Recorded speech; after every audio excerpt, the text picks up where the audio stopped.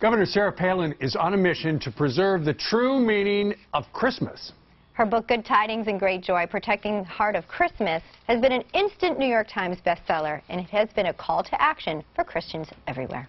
Governor Palin joins us now. We are so happy to have you. Merry Christmas. Merry Christmas. Thank you so much for allowing me to be here.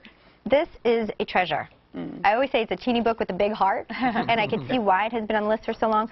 You tell stories of your childhood. I love the picture of you with your teddy bear. Do you have a favorite memory of Christmas growing up? Oh my goodness, so many, and usually it involves being outside in the snow, out there skating on the lake with friends and with family. You know, in Alaska, you can't escape the reality of a real white Christmas. Being outside with those whom you love, being active and enjoying it. So all those memories that have to do with outside. We're having a memory right now. Who are those people? Yeah. Look at this. That's what, 1968? Probably, yeah, in Skagway, Alaska, a little gold mining town where my dad was teaching school and coaching basketball, and that's my older brother and older sister.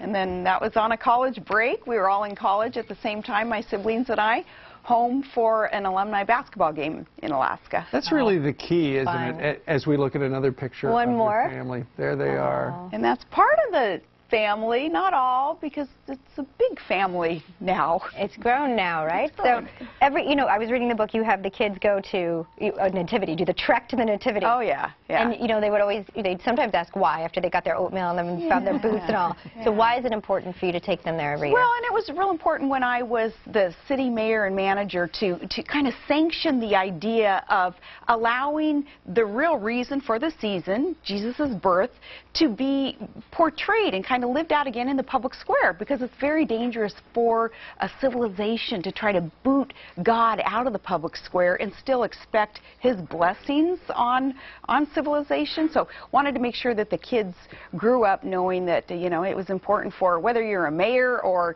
just you know, a hard-working American to be out there supporting what the true meaning of Christmas is and promoting it. Yeah. And speaking of promoting, it seems like for so many people, Christmas is just about the stuff.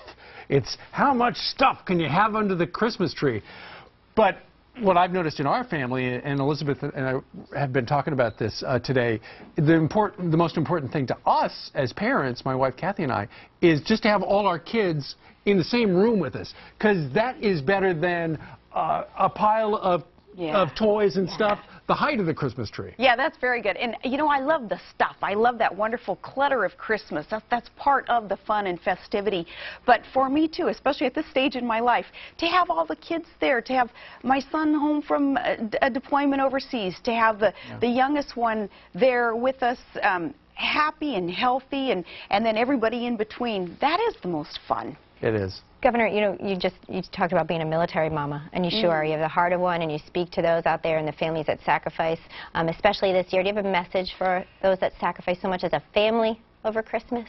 You know, perhaps I could speak on behalf of many Americans and just thank them for the sacrifices that they make, especially those who their loved one is perhaps overseas, far away from that wonderful atmosphere of family, being tight-knit and physically close around a Christmas tree. To know how much we appreciate what it is that they're going through, and for them to have some kind of assurance that they'll be blessed for what it is that they're giving to this country. It's a great message, indeed. Governor Palin, thank you for being with us. Thank you. Merry Christmas to you and the family. Merry Christmas. Happy New Year. Safe trip home. All right.